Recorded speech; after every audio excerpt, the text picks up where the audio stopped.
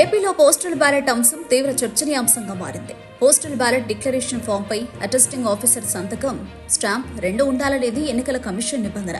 కానీ ఏపీలో మాత్రం స్టాంప్ లేకపోయినా పర్లేదు, సంతకం ఉంటే చాలు అని సీఈఓ సడలింపించారు.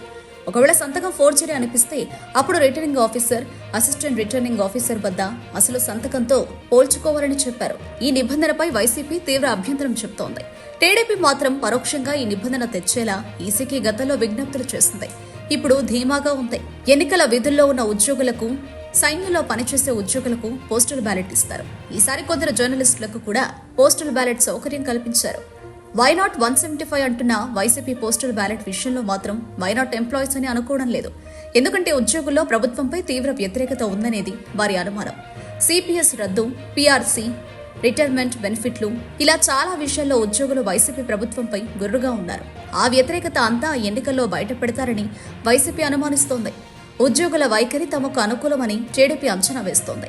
వైసీపీపై ఉద్యోగుల్లో ఉన్న వ్యతిరేకత తమకు అనుకూలమని అంచనా వేస్తున్న టీడీపీ పోస్టల్ బ్యాలెట్ విషయంలో పట్టుబట్టి మరీ నిబంధన మార్చేలా చేసింది.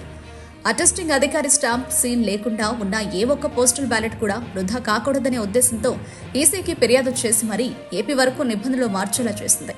టీడీపీ అనుకున్నట్టుగా ఉద్యోగులంతా కూటమి అభ్యర్థులకి ఓటు వేశారని చెప్పలేం. కానీ వారి అంచనాలు వారికున్నాయి. అందుకే ఉద్యోగుల ఓట్ల చెల్లుబాటులో వారి మాట నెగ్గించుకున్నారు. ఇక ఉద్యోగుల ఓట్లు తమకు ఎలాగో పడవు అనుకుంటున్నారు కాబట్టి వైసీపీ నేతలు నిబంధనలు కఠినంగా పాటించాల్సిందేనంటున్నారు. దేశం మొత్తం ఒకేలా ఉన్న నిబంధనలు ఏపీలో మాత్రం ఎందుకు మార్చారని ప్రశ్నిస్తున్నారు. మొత్తం మీద ఈసారి పోస్టల్ బ్యాలెట్ చాలా కీలకంగా మారే అవకాశం ఉంది. సర్వే సంస్థలు కూడా పోస్టల్ బ్యాలెట్లో కూటమికే మొగ్గు చూపుతాయని అంచనా వేస్తున్నాయి. అయితే సాధారణ ఓట్లు, ప్రజలు, బీసీలు, మధ్యతరగతి మొత్తం వైసీపీ వెంట నడిచారు. ఎగ్జిట్ పోల్స్ సైతం వైసీపీ గెలుస్తుందని చెబుతున్నారు. దీంతో ఉద్యోగులు ఎటున్నా కూడా జగన్ చేతిలో వారికి పరాజయం తప్పదు. వైసీపీ గెలుపును ఎవరూ ఆపలేరు.